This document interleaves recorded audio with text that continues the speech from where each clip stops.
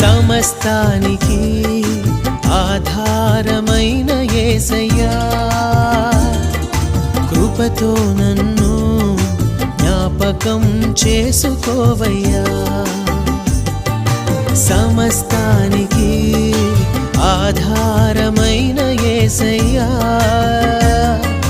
కృపతో నన్ను జ్ఞాపకం చేసుకోవయ్యా.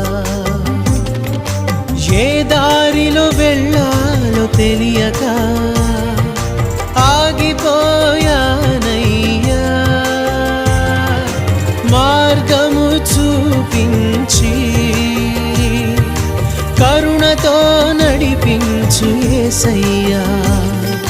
సమస్తానికి ఆధారమైన యేసయ్యా,